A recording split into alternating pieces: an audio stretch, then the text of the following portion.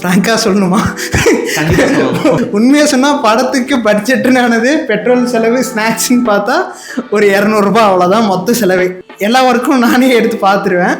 அது மேக்ஸிமம் உங்களுக்கும் நீங்கள் தெரியும், உங்கள்கிட்ட ஷேர் பண்ணியிருக்கேன். கொஞ்சம் லென்த்தாக போய்க்கிறேன், அதனால் எதுவும் தப்பாக நினச்சிக்காதீங்க. போகலாம்.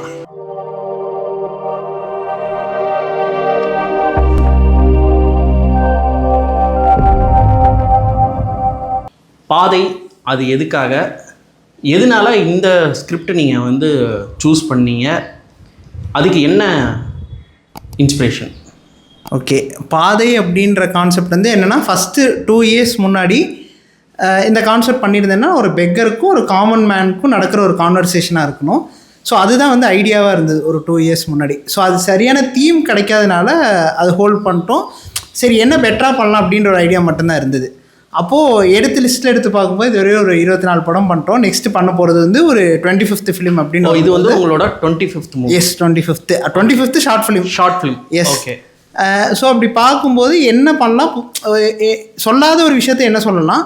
எனக்கு தெரிஞ்சு மெயினாக இந்த இஎம்ஐ லோன்ஸ் பற்றி நிறைய படம் பேசியிருக்காங்க மெயின் ஸ்ட்ரீம்லேயுமே நான் பார்த்ததில்ல. ஆனால் இந்த கந்து வட்டி பற்றி எனக்கு தெரிஞ்சு நிறைய படங்கள்லாம் அதிகமாக பேசலை, டு பி த ஹானஸ்ட். திடீர்னு நானும் இவரும் வந்து ஃபோன் பண்ணி பேசிகிட்டு இருந்தோம். ஜி, இந்த மாதிரி ஒரு பிச்சைக்காரன் கேரக்டர் நீங்கள் ஒன்று பண்ணணும், உங்களுக்கு ஓகேவா பண்ணுறதுக்கு அப்படின்னோடனே, ஜி இதனால என்ன ஜி பண்ணிடலாம் ஜி, பிரச்சனை இல்லை ஓகே அப்படின்னாரு. அப்போ வந்துட்டு ஜி கதை வந்து ஜி நீ கதையில் எதுவும் சொல்ல வேணாம், ஒன்றும் பிரச்சனை இல்லை, எனக்கு தெரியும் நீங்கள் எது பண்ணாலும் நீங்கள் ஹரிஸ் வந்து எனக்கு கூப்பிட்டாருன்னா நான் ஓடி வந்துடுவேன், எனக்கு பிரச்சனையே இல்லை.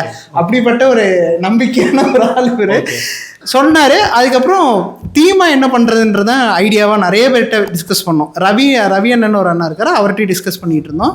அப்புறம் இவர்கிட்டையும் கேட்டுட்டு இருந்தோம் என்ன பண்ணலாம் அப்படின்றது.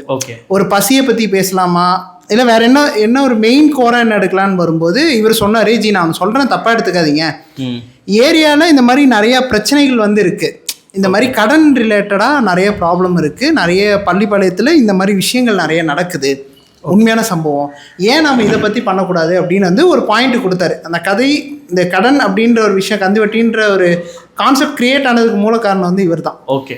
ஸோ இவர் ஏரியாவில் நடக்கிற ரியல் இன்சிடென்ட்ஸ் அதை பற்றி நிறைய ஷேர் பண்ணிகிட்டு இருந்தார். ஸோ அப்போ எடுத்து பார்த்தோம். ஸோ ஓகே, இது பேசினா கரெக்டாக இருக்குமோ அப்படின்றது தோணுச்சு. ஆனால் ரொம்ப மெசேஜாகவும் சொல்லாமல் ஈஸியாக ஒரு விஷயத்தை எப்படி சொல்லலாம், ஒரு காமன் மேனோட லைஃப்பில் என்னென்ன விஷயங்கள் நடக்குது அப்படின்றது எடுத்துகிட்டு வரலான்றதான் பிளான் பண்ணோம். ஓகே. ஸோ அங்கேருந்து ஸ்டார்ட் ஆனது தான் பாதை. ஓகே. அப்படியே அதுதான் அப்படியே ஒரு ஷார்ட் ஃபிலிமாக வந்து கன்வெர்ட் ஆச்சு. ஓகே ஓகே ஓகே பிரதர், கேள்வி நம்பர் 2, இதுக்கு என்ன பட்ஜெட் ஆச்சு, இதோட லொக்கேஷன் செலவு, காஸ்ட் ப்ரொடக்ஷன்ஸ், இதுக்குன்னு ஒரு எக்ஸ்பென்ஸ் இருக்குல்ல, இப்போ நீங்கள் அவார்டுக்கெலாம் அனுப்பியிருக்கீங்க. எஸ். அது இன்க்ளூடிங் எல்லாம் சேர்த்து எவ்வளோ ஆகுது? ஃப்ராங்காக சொல்லணுமா? உண்மையாக சொன்னால் படத்துக்கு பட்ஜெட்டுன்னு ஆனது பெட்ரோல் செலவு ஸ்நாக்ஸ்ன்னு பார்த்தா ஒரு 200 ரூபாய், அவ்வளோதான் மொத்த செலவு. சீரியஸா? ஏன்னா எல்லா ஒர்க்கும் நானே எடுத்து பார்த்துருவேன். அது மேக்ஸிமம் உங்களுக்கும் நீங்கள் தெரியும், உங்கள்கிட்ட ஷேர் பண்ணியிருக்கேன். பட் இருந்தாலும் இந்த இடத்துல ஷேர் பண்ணணும்னு ஆசைப்பட்றேன். மேபி ஒரு சிலவங்க இந்த மாதிரி பண்ணணும் அப்படின்றவங்களுக்கு ஹெல்ப்ஃபுல்லாக இருக்கும். என்னோடய ஃபஸ்ட்டு படம் பார்த்தீங்கன்னா 2018 வந்து நான் பண்ணுறேன் ஒரு ஷார்ட் ஃபிலிம். ஓகே. சின்ன வயசுலேருந்தே வந்து கொஞ்சம் லென்த்தாக போய்க்கிறேன், அதனால் எதுவும் தப்பாக நினச்சிக்காதீங்க. போகலாம். ஏன்னா இது வந்து சொன்னால் ஒரு சில விஷயங்கள் மேபி நிறைய பேர்த்துக்கு யூஸ் ஆகலாம். ஸோ ஃபஸ்ட் டைம் வந்து 2013 10th முடிச்சதுக்கப்புறம் எங்கள் அப்பாட்ட சொல்கிறேன், இந்த மாதிரி நான் வந்து ஷார்ட் ஃபிலிம் தான் நான் படம் பண்ணணும், ஹீரோ ஆகணும் அப்படின்னு எல்லாருக்கும் தெரியும் இல்லையா, அந்த ஒரு இமேச்சுவராக நம்ம இந்த இடத்துல எதாவது பேசுவோம். அப்போது அப்பா வந்து கீழே கட்டியில் விட்டு வெளுத்து வாங்கி பயங்கரமாக அடியெல்லாம் விழுந்தது. அதுக்கப்புறம் டிப்ளமா பண்ண ஆரம்பித்தோம். அப்போ ஷார்ட் ஃபிலிம்ஸ் எல்லாம் இந்த காலேஜிலலாம் ஷார்ட் ஃபிலிம்ஸ் பண்ணுவாங்க, கான்டெஸ்ட் மாதிரி நடக்கும். ஸோ அப்போ அதில் சான்ஸ் எல்லாம் கேட்டு போகும்போது நம்ம லுக்ஸை வச்செல்லாம் நிறைய பேர் வந்து இது பண்ணாங்க. அப்புறம் அஃப்கோர்ஸ் நிறைய ட்ரோல்ஸ் தாண்டி ஃபேமிலிக்குள்ளாலே ஒரு சில விஷயங்கள்லாம் வந்து நம்மளை ட்ரோல் பண்ணுற மாதிரி நடந்திருக்கு. ஸோ சின்ன வயசில் கொஞ்சம் பல்லெல்லாம் தூக்கலாக இருக்கும். அப்போ அதை வச்செல்லாம் ரொம்ப அசிங்கப்படுத்திருக்காங்க. ஸோ அதை வச்சு பேசியிருக்காங்க. ஓகே.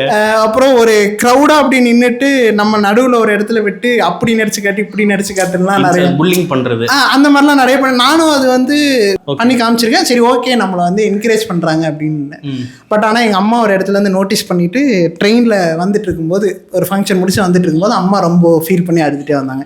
நீ ஏன் இப்படி இந்த மாதிரிலாம் பண்ணிட்டு இருக்க, உனக்கு வந்து இது வந்து ஒரு சீரியஸ்னஸாக இல்லாமல் இருக்கலாம், ஆனால் என் பையனை வந்து 4 பேர் எதாவது சொல்கிறாங்க அப்படிங்கும்போது அது எனக்கு கண்டிப்பாக கஷ்டமாக தான் இருக்கும், தயவு செஞ்சு இந்த மாதிரிலாம் பிஹேவ் பண்ணாத, இதோட விட்டுரு அப்படின்னாங்க. ஆனால் இருந்தாலும் அந்த மனசுக்குள்ளே ஒரு சின்ன ஒரு ஆதங்கம் இருக்கும் இல்லையா, செலிபிரிட்டி ஆகணும்னு கனவு அது கஷ்டம். ஸோ அது இருந்துகிட்டே இருந்தது. ஒரு பாயிண்டில் அந்த பாயிண்ட்லேருந்து பிரேக் ஆகி வரதுக்கு நிறைய இடத்துல போய் சான்ஸ் கேட்க ஆரம்பிச்சு, மேபி நிறைய இடத்துல கிடைக்கல.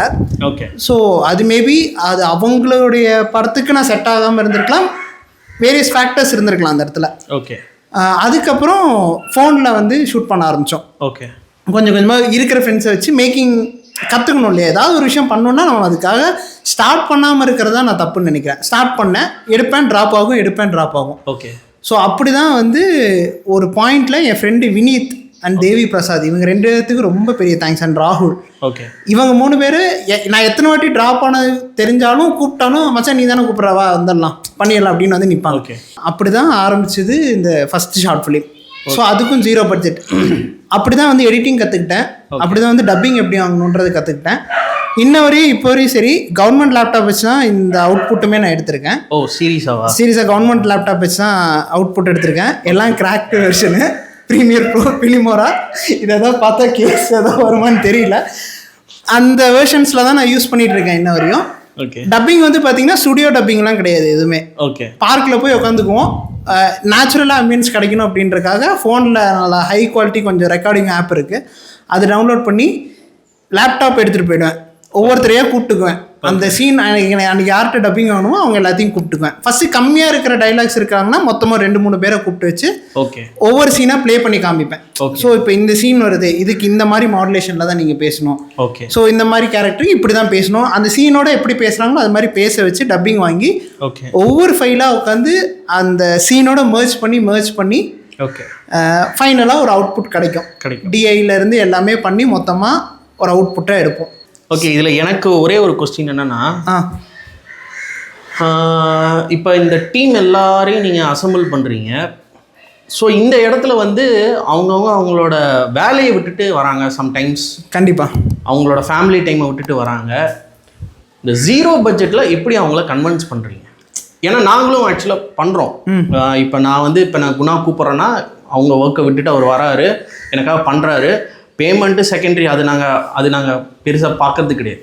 பட் எங்களுக்குன்னு நம்பி ஒரு டீம் வருதுல்ல, கண்டிப்பாக அவங்களுக்கு நாங்கள் பேசிக்ஸாக சில ஃபுட்டு இதெல்லாம் நாங்கள் பே பண்ணுறோம். எங்களுக்கு அதுலேயே 2000-3000 ஆகிடுச்சு கரெக்டாக வேலையே ஆகுது. இன்னொன்று டீம் அப்படின்றது இட்ஸ் லைக் அது காட்ஸ் கிஃப்ட் தான் நான் நினைக்கிறேன் என்னை பொறுத்தவரை. உண்மை. ஏன் அப்படின்னா இன்ன வரையும் யாரும் வந்து என்கிட்ட எதுவும் எதிர்பார்த்தது கிடையாது. கூப்பிட்ட டைமுக்கு நான் கூட லேட்டாக போவேன், சொன்ன டைமுக்கு நமக்கு ஒரு மாதிரி இருக்கு. சரி ஓகே. இவர் வந்து கிட்டத்தட்ட 25 வருஷமா நடிச்சிட்டு இருக்காரு.